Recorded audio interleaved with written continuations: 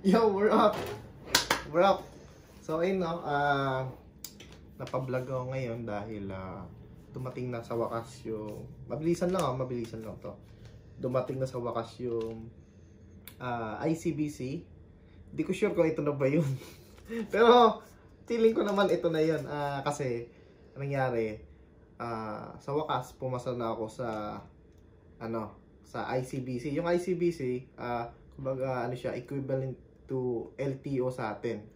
Pero LTO sa Pinas, pero ito yung license, sobrang hirap niyang makuha. As in, sobrang hirap. Ako nagkaroon ako ng license, professional license sa Pinas. Joke time yung yung pagkuha. Yung iba nga nagbabayad. Sa akin naman, hindi ako nagbayad, pero sobrang joke time yung pagkuha ng license to kasi marunong ka lang magpaabante, magpaatras, pasado ka na.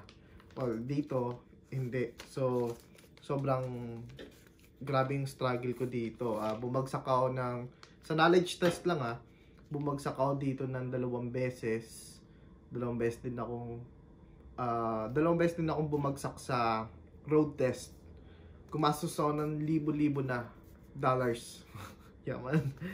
Grabe. Hindi ko libo. Libo na ang ginastos natin dito. Yung instructor pa lang. Hindi Yung pagdadrive. naman. Hindi, yung ginastos natin. Pumunta ako ng yung pumunta ako ng ibang lugar. Pumunta pa ako ng Nanaimo Island para lang mag road test. Then sabay bumagsak. Yung mga ang daming beses na ako nagpa-instructor. Dami na, as in, ang mahal bawat instructor binabayaran ko. Tapos ayun bumabagsak lang ako. As in, sobrang yun, nakakalungkot yun. And kung ayun nga, nandito ako sa Canada pero parang napunta ng Spain without the S. Okay?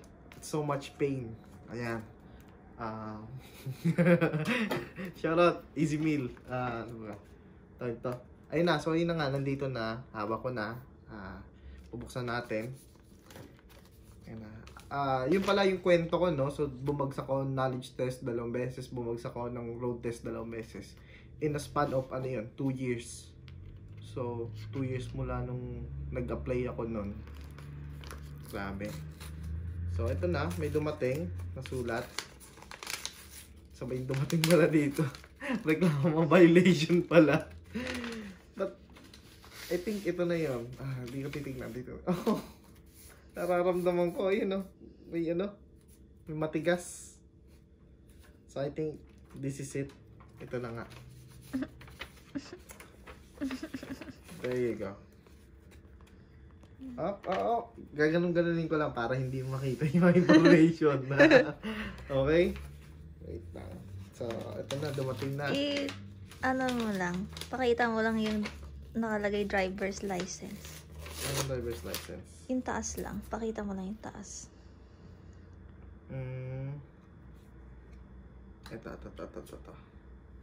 Ito. Pwede ko naman ipakita yung Pwede ko naman ipakita yung name. Ayan pati yung mukha. Yung mukha ko dito, papakita ko lang din yung mukha ko. Okay lang naman siguro ganyan Kita siya. Kung papansin niyo yung mukha ko dyan, ako lang kung mukha ba akong malungkot. Pero ito yung totoo walang halong drama, Korean drama to. Nung sinabi sa akin yung examiner, after nung road test namin, yung pinakahuling pangatlong road test ko, nung sinabi niya sa akin na, kasi habang nagsusulat siya, ganyan nandiyan siya sa gilid ko, ganyan ako ganyan yung mata ko Tapos, meron doon parang fail, tsaka past. So, yung past, nandito sa may bandang left. Yung fail, nasa right. Dito. Pass. Sa isip ko, pass. Nung sinabi niya sa akin na, congratulations, you passed. Nung sinabi niya yun, talagang, ito, corny man pero para sa akin, that time, umiyak talaga ako. As in, tumulo tagaluha ko. Di ko kinaya dahil, Ay, ako. Joke lang. Pero seryoso, umiyak talaga ako. And paano natutuwa yung examiner ko na paano natutuwa siya na ano, yung sa nangyari nga sa akin. Parang ang bait nga sa akin yung examiner. And ang nasa isip ko that time, kung bakit ako napaiyak kasi isipin mo, 2 years. 2 years ako naghintay. Bumagsak ako ng ilang beses. Di biro. Tsaka ang hirap na lalo dito sa Canada. Sobrang hirap dito kunwari, 2 years na ako, pero wala pa akong napupuntahang lugar. As in, wala pa akong nagagalaan. Isipin mo yung 2 years. Ang hirap dito kapag mag-grocery ka, aasa ka saan? Sa, tawag to? Yung mga bus. Yung bus dito, di mo kagaya sa Pinas. Wala naman jeep dito. Yung bus dito, kailangan mong, every 15 minutes dumarating. Minsan pa, hindi dumarating or lalagpasan ka kasi puno na. So, yun yung mga yung mga mahirap sa pagko-commute. And sobrang talagang pinagdasal namin, ilang beses ng pinagdasal. And ayun, so sa wakas, andito na. Ayan. So, ayun, ikukwento ko sa inyo yung kwento ko pa ba? Parang nakwento ko na lahat eh. Ano pa yung kakwento mo? Nagkukwento ko yung Sige, kwento ko na lang So, ayun, nag-knowledge test ako isang beses. Dati, yung pinakauna ko, nag-knowledge test ako, bumagsak ako. So, kailangan kong bumalik ng after 2 weeks. Isipin mo, ganun yun dito pagka, balikan 2 weeks. So, ayun, pinaghandaan ko. Thank God, pumasa. Pero yung pagkabagsak ko pa lang yung una, sobrang ang sakit na nun. So, pumasa ako. Tapos, last year ata to. And then, nung dumating yung ayun na, pumasa na ako, nag-book ako ng road test. That time, dahil kasagsagan ng COVID, sarado lahat ng dito, yung, kumbaga yung ICBC, yung pagtitikan ng road test, sarado yung system. So, ang tagal ko naghintay, I think 6 months? 6 months ba? Almost a year. Bago Matagal. Matagal yun eh, di ba? Sabihin nyo, ang tagal ko bago nakapag road test. Nung meron ng road test na lumabas, nag-book ako, sobrang layo pa. Napunta ako ng Nanaimo Island, so kailangan mong bumiyahe from dito sa bahay, babiyahe ka ng 30 minutes papunta ng ferry. Pagdating naman sa ferry, sasakay ka, babiyahe ka ng around 2 hours sa ferry, nandun ka.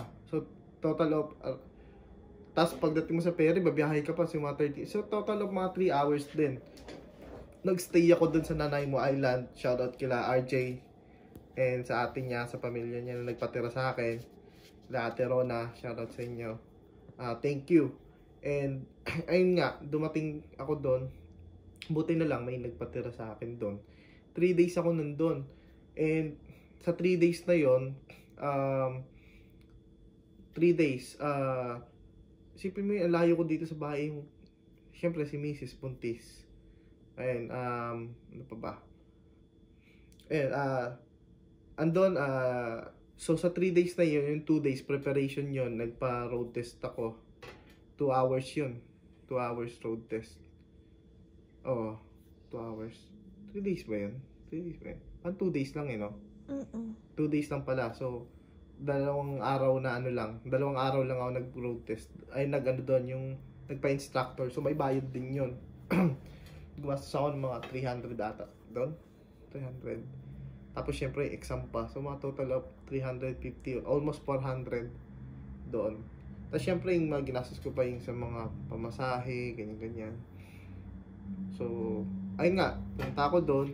Grabing effort ko, pumunta ako doon, bumiyahe ako. Sabay bumagsak lang din. So, ang sakit doon talaga. Dumating ako dito, bumalik ako dito. Naghintay ulit ako ng buwan. Nagpa-driver instructor na naman ako. Pinoy. Tinulungan ako, ganyan-ganyan. And nakapagpabook ako ng road test dito. But, ayun nga, bumagsak ulit ako. So, bumagsak ako. Nagsayang na naman, gastos na naman, ganyan. Tapos, ito ang masaklap. Nung hindi na ako makapagpa-rebook ulit dahil, yung learners ko, o kung sa atin tawagin is student permit, nag-expired na. So, nag-expired na yon, hindi na ako makapag-book ulit. So, kailangan kong mag-knowledge test na naman.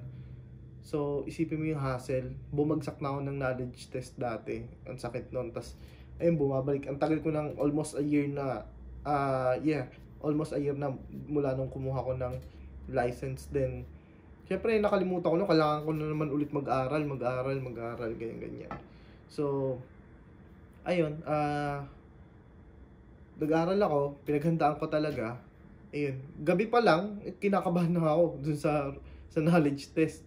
Pero, ito pang masaklap. Yung inaral ko, yung mga lumalabas dun sa questionnaire niya, iba yung wordings. Same lang din naman tanong, pero iba yung wordings. Minsan malilito ka. So, parang tinetest talaga yung English, proficiency? Tinetest yung pag-i-English mo, yung kung paano ka naiintindihan mo ba lahat ng mga, mga mali, mga bawal, mga rules, policy, ganyan, mga violations, etc. So, ayun, March 24, nag-knowledge test ako. Thank God, pumasa. And then, March 24, nung pagka-uwi ko, right away, nag-book agad ako. And chinek ko, March 24 So, chinek ko, ang lumalabas, earliest is August, around August, tapos September. So, isipin mo, March, April, May, June, July, August, 5 months. Maghintay na naman ng 5 months para lang makapag road test. Para makapag road test. So, ayun, talagang na-stress ako. Tapos, syempre, ako naman sa side ko, talagang pressure kasi yung asawa ko buntis. Manganganak by June 24. So, June, tama? June 24. Yun. June 24. So, na-pressure ako talaga. And then, nung pagka-uwi ko, yung nga, chinek ko, yung lumalabas August, September. So, ayun, nirefresh ko lang after 5 minutes. Ayun, siguro timing, binigay din ng Panginoon. May lumabas, nag-pop up na, may schedule, sa Burnaby. Iba, hindi dito. Di ko pa napuntahan yung lugar. Never ko pa napag-practicean. So, may schedule lumabas. Pero ang problema, bukas agad. So, imagine ganitong oras ako dumating. Tapos, chinek ko. Tapos, bukas na kagad yung road test. Na hindi ko man lang alam yung kung ano yung lugar doon. Pero ayun, nag-gamble, tinake ko yung risk. Inisip ko, kaysa naman maghintay ako ng August. So walang mangyayari kung wala rin masama kung bumagsak ako. So sabi ko, kung bumagsak man ako, okay lang. Kinondition ko na yung sarili ko na kung bumagsak man ako, okay lang. At least trinay ko. Malaman ko pa kung ano yung mga mali ko. So again, nung gabi pa lang, pressure na kasi syempre wala kaming kotse. Tumawag, buti kung sino tinatawagan ko para lang makahiram ng kotse, kung sinong pwede tumulong, kaso wala rin may available din. So ayun, buti na lang may na-contact kami na driver instructor and pwede na rin gamitin yung kotse nun. So nagbayad na naman kami. But this time gabi pa lang yun March 24 ng gabi, kinakabahan na ako. So eto, may laro ako dito, GTA. So sa GTA, laking tulong din para sa akin. Doon pa lang sa laro, nagpa-practice na ako ng mga, kasi same lang din naman sa GTA, kasi parang US yun. And US and Canada, halos pares lang din talaga ng traffic rules. So ayun, practice ako. Gabi pa lang, kinakabahan na ako, grabe. And then, tas ito pa, alas 9 ng umaga, yung road test ko. Imagine, alas 9 ng umaga. So, kailangan kong gumising dito. And kailangan ma-warm up. So, nag-warm nag-warm up ako ng 7, 8, 9, 2 hours. Nag-warm up kami nung driver instructor na hinay namin. Tapos, ayun, ang dami ko ring mali talaga. Kinorek niya ako. So, shoutout dun sa, kung mapapanood niyo man to, shoutout dun sa, kay Sir Reniel na sa akin, yung instructor, nagturo sa akin, nag-guide sa akin. And, ayun, so, ayun, kinorek niya ako. Grabe, iba talaga yung driving style ng Pilipino and driving style dito sa Canada. Ang laki ng diferensya. So, kung galing kang Pilipinas, kahit sabihin mong bus driver ka or professional driver ka doon, babagsak ka dito. Kung, yun ang sa tingin ko babagsak ka talaga. But, meron ding mga exception, yung iba may mga magagaling talaga. But again, ako, bumagsak ako ilang beses. So, ayun, pagdating doon, so March 24, knowledge test, March 25, ayun, nag-road test ako, and then, boom, ayun, sa wakas pumasa. And may challenge pa sa akin kasi yung kotse din na drive ko, kakaiba. Naalala ko, ang kotse is Toyota Prius. Yung manubela niya, iba di siya, para siyang touchscreen. May ginaganon din, pero hindi siya yung parang kagaya ng iba na ginaganon-ganon lang na automatic. So, ayun, challenge. But again, pumasa ako. Thank God. Ito na yung bunga ng aking paghihirap. So, hindi ko na patagalin. Maraming salamat sa inyo. Maraming salamat. So, ayun kita-kits na lang ulit sa next vlog. Mukhang mapaparami na ang vlog namin dahil syempre may kotse na kami.